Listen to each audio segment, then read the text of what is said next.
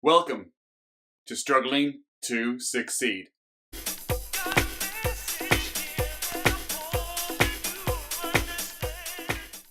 This week we're going to talk about another fantastic lesson from the school of Stoicism. Cease to hope, and you will cease to fear. Higato of Rhodes. Higato of Rhodes, if I'm saying his name right, isn't one of the Stoic philosophers that you would put up in lights if the Stoics were coming to town. That'd be more like Marcus Aurelius or Seneca. However, this small quote, I think, is one of the most important elements of Stoicism. It talks about, or what I think it talks about, is living more in the now and the present. And it suggests that hope and fear have the same negative side effects. In our day-to-day lives, it is generally thought that hope is positive and fear is negative. That hoping for that bigger, better future and that success is good for you. And there is a whole industry based around this. The law of attraction, the book The Secret, discusses about repeating to yourself, make $1 million, make $1 million. I am famous, and one day it will happen to you. That's not the Stoic way. And the same with fear. It is thought that fear is bad. You're worrying about that upcoming meeting, worrying about that issue that's in your life, thinking about how the future of the world could be going down the shit pipe right now. A lot of the Stoic teachings, quotes, and philosophies from the masters discuss how valuable it is to live only in the now, only in the present. To focus all your energies on engaging with the people around you in the present. Dealing with the actions and the work that needs to be done right now in front of you. They talk about not worrying and dwelling on the past events and letting your past slow you down, drag you down. It's gone. It's burnt. Walk away from that. And this quote discusses and flips the modern theory that hope is completely different than fear. They are both feelings and thoughts about a future that hasn't happened yet. And the only way you can make the future happen either with the fear thoughts or either with the hope thoughts is to either not do the work in the present, not engage with people around you in the present, or to engage and do the work in the present. And maybe your hopes will come true and your fears won't come true. But the Stoics teach that we shouldn't worry about the fear of not working hard and the fear of not getting things done. It doesn't mean you don't do the work. It just means you don't think about the fears.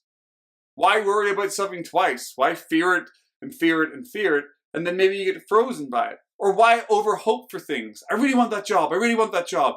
I really want to be a famous person. I really want to be an entrepreneur. I really want to be a scientist. I really want to be this. And you just hope and hope and hope. And that can actually have a negative side effect, because if you're constantly hoping for something else, you're never reaching it, because if you get those small wins, your hopes are still so far out there in front of you. So when you start thinking about it logically, this is an extremely game-changing thought and quote. Hope and fear are the same.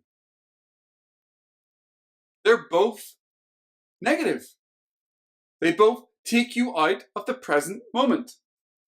I recently read this quote in the last number of days and weeks, and it really has had a huge effect on me. I've been reading the Stoics now for a couple of years, and I don't think I've ever had a quote.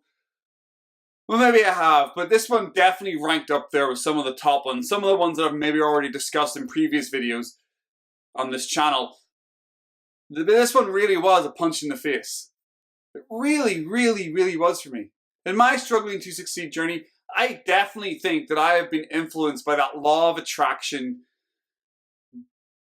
BS or bullshit. And now you might be a fan of law of attraction, and I'm not saying that it doesn't work. There are studies out there that do show that looking at your goals and thinking about your goals and writing things out and using that law works.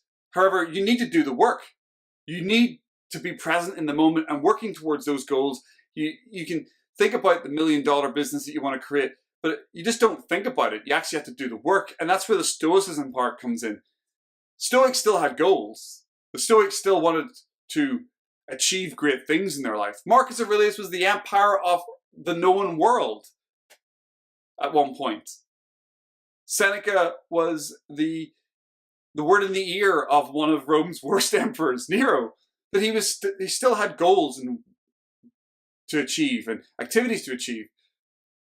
However, they trained themselves not to get caught up in this overdwelling of fearing the future or hoping for bigger, better things. And this is where my own personal experience comes in. I am a dreamer. 100%. I always hope for that bigger, better future. So much so that when my life maybe wasn't as together as it is today, I don't feel that much different, because now I'm already dreaming of the bigger, better things, and I'm not really enjoying the awesomeness that I've created right now. And then I still fear the past, but that's for a different video. But I do definitely fear change. I can feel it. I dwell on change. I have those hopeful moments about business opportunities or job promotions, but then the fear comes in. Oh, I'll never be able to do it. Oh, I'll be terrible. I shouldn't do it anyway. So it's like dwelling in the future, either in fear or hope, still has the negative side effects. And I never really thought about that before until I read those words. And then I've made a dramatic shift in my thinking. And what I love about dramatic shifts in your thinking is once that shift has happened, you can't go back. I love that. I've talked about that before in other videos as well. Once you make that shift forward, you can't go back. And this was a major shift for me. Maybe I'll discuss it again in the future, but what do you think about this? Do you agree about this idea that fear and hope have the same negative side effects? Can you understand the logic behind it? I think this should be taught at school. It should be taught all the way through. Now, I'm not discrediting the whole industry of the law of attraction. There is elements of as I mentioned, that you need to have those bigger, better future dreams, those 10x, 100x, 200x dreams. But spending more time than you need on them is what this quote's talking about. If you're dwelling all the time, meditating every morning for an hour in these big, massive dreams, you're never going to get there. You need to get out there and do the work. Let me know what you think in the comments below. Let me know if you agree or disagree with Higato's thoughts from 2,000 plus maybe years ago about the hope of the future and the fear of the future. Is it a life-changing, game-changing thought for you, just as much as I think it has been for me? Let's get the conversation started. That's it from me this week. I hope you enjoyed the video. If you did, please go ahead and hit that like button. Also, don't forget to subscribe so you can follow along and get lots more content on my struggling to succeed journey.